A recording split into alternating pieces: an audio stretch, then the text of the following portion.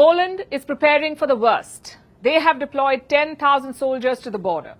This one with Belarus. There has been talk of the Ukraine war spilling over, of other countries being dragged in. Looks like Poland is not taking any chances. 10,000 soldiers is a lot. It is not a half measure. It is a strong signal of intent. But what are these deployments aimed at? 4,000 soldiers will support the border guard, basically man the fences. The remaining 6,000 will be held in reserve. They will be called into action if necessary. Poland says the idea is to scare away the aggressor. Listen in. We have to be ready for any scenario on the Poland-Belarus border. We do not exclude any, and that is why we decided to move the army closer to the border with Belarus to strengthen the border, to scare away the aggressor. That's what we mean, to scare away the aggressor so that the aggressor does not dare to attack Poland. So how serious is this threat? Talk of a war spilling over began in the month of July. That's when Wagner mercenaries began settling in Belarus. Poland says it's all a ruse, that Wagner could use Belarus as a staging ground to attack them. How has Belarus responded? Well, their president Lukashenko did joke about Wagner going to Poland, but officially they have rejected such claims. There is a history of bad blood between these two countries, Poland and Belarus. And the border is a key part of it. It is around 400 kilometers long. Poland says Belarus is weaponizing this border. How is that? By waging a hybrid war. Warsaw has accused Belarus of pushing illegal migrants into their country. Around 19,000 people tried to cross the border this year. 16,000 people tried the same last year. In July, Poland's prime minister floated a theory. He said Wagner fighters could pose as migrants and enter their country, which is certainly possible, but so far there is no evidence that it's happening. The only escalation came on August the 1st. Poland accused 2 Belarusian helicopters of entering their territory. Reports say they flew 2 kilometers into Poland. Again, no evidence. Belarus has dismissed the claim as a lie. So what exactly is happening here? Could Belarus actually be plotting an attack? If they are, they must have Russia's support. After all, Poland is a NATO ally. Belarus would not risk attacking them without Putin's green signal. Even then, it is unlikely. Russia is not making much progress in Ukraine, so why open a second front to the north? And that too against a NATO country. There are 2 theories that could explain this escalation, this war of words. Number 1, Russia and Belarus are testing NATO. Maybe they're trying to gauge the alliance's defense, hence the Wagner threat and the minor chopper incursion. And number 2, Poland is making a big deal out of nothing. They have elections in October this year. Inflation is in double digits, was rather in double digits last month. So maybe this is all a populist stunt, an attempt to rally the voters behind a security threat. The fact is we can't be sure. And Poland is not the only country talking about hybrid warfare. Latvia is doing the same. They have beefed up security along the border with Belarus. Their president visited the region this week. He asked NATO and Europe to take hybrid warfare seriously. Listen to this now. Our friends and allies in NATO and the European Union need to understand that in hybrid warfare, the least possible scenario could be the kind of classic military operations. I think hybrid operations are the most likely scenarios that we have to count on. The situation is tense right now. Belarus is conducting a military drill near its border with Poland. On the other side, there are more than 10,000 Polish soldiers. So the risk is obvious. Even Russia is planning new deployments. The defense minister talked about quote-unquote new threats near the western border. He says an adequate response will be given. Threats to Russia's military security require a timely and adequate response. We will discuss the necessary measures to neutralize them at the meeting and make appropriate decisions. Meanwhile, in Ukraine, the war is escalating. Russia has increased attacks in the northeast. So Kiev has ordered an evacuation. People from 37 settlements have been asked to leave. It is not a choice. It is a mandatory evacuation. Another flashpoint is Zaporizhia. Take a look at these pictures from there. Dozens of buildings have been razed to the ground. Those standing are deserted. It's like a ghost town of destroyed buildings. But Kiev is not giving up. They could soon have a new weapons package. Joe Biden has asked the U.S. Congress for more money. How much more money? Around $24 billion. The US has already given aid worth $113 billion since the war began. $113 billion already given. It could soon be $137 billion. So that's where things stand. Fears of a spillover, large-scale evacuations, and more multi-billion-dollar weapons packages. It's like nothing has changed since February 2022. So China is losing friends. It is also losing money. Deng Xiaoping had once said, "To get rich is glorious." China enjoyed its riches for a few decades, but now it is seeing the other side. China's economy is getting weaker. Even Joe Biden is not pulling his punches. He says China is a ticking time bomb. When bad folks have problems, they do bad things. That's what the US president said yesterday during a fundraiser. For a change, Biden is right. China does face serious problems, and they're compounding every day. Today we saw more signs of trouble. One of China's biggest property developers is in trouble. This company is called Country Garden. It has reported a massive loss. How much? $7.6 billion. This is for the first 6 months of 2023. The year is not over yet, so this number could get bigger when the year ends. How big is Country Garden? It is a major player in real estate, but not as big as Evergrande. Nonetheless, its debt pile is scary. Country Garden, as Biden put it, is a ticking time bomb. It owes some $199 billion. This was by the end of 2022. So far, the company was making its payments on time, but this week, the creditors started to complain. Some payments were due this week. Last we checked, they haven't been made yet. The clock is ticking. Country Garden has a 30-day grace period. It started on Monday. If the payments are not made in a month, there would be a default. Will Country Garden be able to honor its debts? The signs are not looking good. The developer is bleeding money and the debt level is high. A default would be the worst possible outcome. Experts are comparing the situation to Evergrande. It was China's largest developer. Evergrande owes some $300 billion. Its collapse started a crisis in China's property sector. A default at Country Garden could weaken it further. This company has 4 times as many projects as Evergrande. So a default will have ripple effects. China's economy depends on the property sector. It's an important source of growth. It contributes to 30% of the country's GDP. Sales have failed to recover. In July, they dropped by more than 33%. The last thing China needs is another default. But like we've told you before, debt is a big issue in China, and Beijing is grappling with it on multiple levels. A default in real estate would be a disaster, but a default by the government would be a catastrophe. China's local governments are also struggling with debt. They've borrowed heavily, and they're unable to keep up with the payments. This is similar to the crisis in real estate, only the scale is much bigger. When local governments were on a borrowing spree, Beijing looked the other way. A lot of loans were off the books. They were not recorded until the crisis got too big to ignore and too difficult for provinces to manage at their level. So how much is this debt? Well, there is no official number because remember, they're off the books. Since most of these loans were not recorded, we only have an estimate.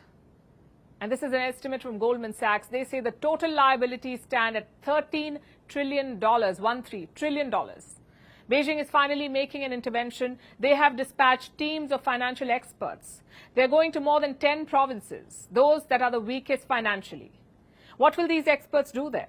They'll scrutinize the books, assess the liabilities, and then find ways to cut debt. What kind of solutions are they planning? They will want to raise more debt, apparently. We got a new report today. Apparently, debts at the grassroots will be transferred to the provinces. Loans worth $139 billion will be shifted. And how will that happen? Well, the provinces will raise money, they will issue bonds, and use that money to pay off debts at the local level. They've even given a name to this idea. It is called the Refinancing Bonds Program. Under this program, every region has been given a quota. This is basically a borrowing limit, a quota. It might sound like a bailout, since officials at the provincial level are effectively buying out debts at the grassroots. But don't be fooled by the jargon. China is just playing games with bookkeeping. Raising more debt to pay off existing loans does not solve the problem. It is just financial sleight of hand. Ultimately, someone has to pay off these loans. Where will China get the money from? Considering the present situation, China does not have many avenues to turn to. So countries are racing to contain China, and a new one has joined that list. I'm talking about New Zealand. They're heading to polls on the 14th of October, and for the first time, the electoral spotlight is on foreign policy in New Zealand. Parties are wrestling with how to respond to an assertive China. And now, an intelligence report has accused Beijing of foreign interference. New Zealand has long depended on its geographical isolation. It was seen as a security guarantee, but that's no longer the case. Auckland knows it needs to counter China. And now it's looking at new ways to do that. Our next report tells you more. The world is a grand geopolitical chessboard where world powers jostle for dominance. But nestled far away in New Zealand, a masterclass in geographical isolation. For long, New Zealand thought its remoteness was enough. It was enough to protect it from anything. But that doesn't seem to be the case anymore. As tensions rise in the Pacific, especially with the belligerent China, New Zealand can no longer depend on its remoteness. An intelligence report says just that. It has accused China of foreign interference.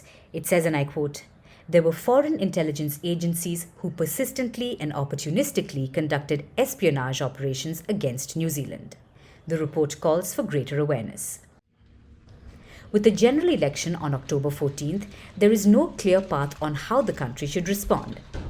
External issues are uncommon in New Zealand politics. But this time, the spotlight is on foreign and defense policy. Surveys show public concern around security. 40% of respondents saw China's rise as one of the greatest threats to New Zealand's safety. So, parties are grappling with how to deal with China. New Zealand has long been friendly with Beijing. Last month, the New Zealand Prime Minister was in China. The week-long visit was aimed at boosting exports. New Zealand's dairy and meat export economy is very reliant on Beijing. While the West may rally against China, New Zealand has historically taken a conciliatory approach. Last year, it even upgraded its free trade pact with Beijing. But China's muscular presence in the Pacific has raised a few eyebrows in New Zealand. So has its decision to sign a security pact with the Solomon Islands. This is a move that drew sharp rebuke from New Zealand. So now, Wellington must decide how to approach defense spending, its relationship with the United States and China, and the AUKUS partnership. Currently, New Zealand's defense budget is about 1% of GDP. The governing Labour Party says spending must increase, but it hasn't said by how much. Its involvement in a second tier of the AUKUS is also unclear. The AUKUS partnership involves the UK, the US and Australia. They're collaborating on nuclear-powered submarines. New Zealand's Defence Review says it presented an opportunity, but it does not want to compromise its anti-nuclear position. New Zealand goes to polls on October 14th. Chances are that the Labour will lose and the opposition National Party will win. So what's their China policy? The National Party has highlighted the importance of ties with China, no matter how contentious they may be. As for defence policy, they say they need more details on AUKUS. New Zealand manages its China relationship very carefully. On one side is its security partnerships in the West, and on the other, its economic dependence on China. So it's unlikely that New Zealand will get caught in a West versus China rivalry. But its balancing act is getting harder to maintain. So Europe is keeping its guard up. Asia too is strengthening its defences against a common foe, and that is China. Navies of Quad nations started a drill today. It's called the Malabar Exercise. In the past, India has hosted this exercise. They used to happen in the Indian Ocean. But this year, there is a different host, and that host is Australia. The drills are happening off the coast of Sydney. All 4 Quad members are represented here. Australia, India, Japan, and the United States of America. All 4 of them are present. For the next 10 days, they'll engage in high-end warfare training. Submarines and aircrafts are involved. What is the purpose of these drills? The hosts say they'll improve interoperability. Exercise Malabar reinforces our shared commitment to working together as partners in our region to ensure that we maintain a stable, prosperous and resilient region for us all to enjoy. None of the Quad members name China, but that's how the Quad operates. The official line is that the alliance is not against anyone and that the engagements are driven by mutual interests. But Beijing doesn't see it that way. They routinely criticize the Quad, even call it the Asian NATO. Don't expect a different reaction to this drill. The Malabar Exercise is growing in size, scope and complexity. It started some 30 years ago. In 1992, it was just a bilateral exercise between India and the United States. In 1998, there was a brief pause. That's when America sanctioned India for its nuclear tests. The drills resumed in the year 2001 after the 9/11 attack on the World Trade Center in the US. 6 years later, in 2007, we witnessed Australia's entry. But Canberra withdrew a year later. This was after China's relentless opposition. The next few years were stagnant. But in the last 8 years, we've seen significant expansion. First, with Japan's entry in 2015, and then with Australia's return in 2020. Malabar is now a quadrilateral exercise. The expansion widened the scope of drills. They have moved beyond the Indian Ocean. So far, this exercise has been held in the Philippine Sea, in the East China Sea, and this year in the Pacific. The hosting duties rotate every year. Last year, Japan hosted the Quad Summit, so they took care of the Malabar Exercise too.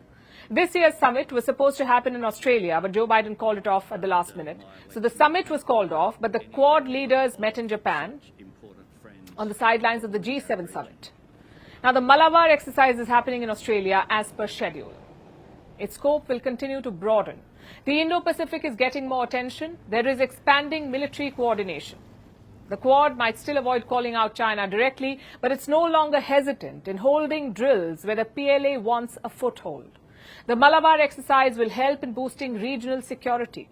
The drills in Australia follow the events of March. That's when the leaders of AUKUS met. AUKUS, as you know, stands for Australia, the UK, the US. It's a defense partnership. They came together for a submarine deal. The US and the UK will provide Australia with nuclear subs. But just like the Malabar Exercise, the AUKUS too is expanding in its scope. Earlier this year, they announced a new initiative, a new trilateral submarine posture. The US and the UK will send their submarines to Australia, and these will be rotational deployments. They'll start from 2027. Where will they be stationed? On Australia's west coast, which faces the Indian Ocean. Diplomatic efforts are also gaining ground. American diplomats are returning to the Maldives, for instance. The US has decided to reopen its embassy there. It was closed in 2008. Earlier, the American mission in Colombo managed the workload. Now there will be a separate mission with a dedicated ambassador. Another Quad partner is also stepping up, and that's Japan. Recently, Japan's foreign minister was in India. He made stops in India, Sri Lanka, and the Maldives. Again, the Indo-Pacific was on his agenda. So how should New Delhi see these developments? If you connect all the dots, you'll see a big positive. The allies are coming closer. They're creating new synergies. India is already making a wider outreach to the Pacific. 2 Indian warships are taking part in the Malabar Exercise. Before they reached Australia, they made a port call in Papua New Guinea. We have discussed this in the past as well, the need for an effective deterrence against China. It might finally be shaping up. Now it's time for Vantage Shots, images that tell the story. Hundreds of hot air balloons took to the skies above the English city of Bristol. The city is holding its annual hot air balloon event, the largest in Europe. In a heartwarming viral video, penguins were seen carrying backpacks. 2 sea turtles were released into the Mediterranean Sea after rehab. And finally, what makes the 11th of August significant? Going back to the year 2003, when NATO took command of Kabul's peacekeeping force. This became the NATO's first operation outside Europe. We're leaving you with that. Thanks for watching. We'll see you tomorrow.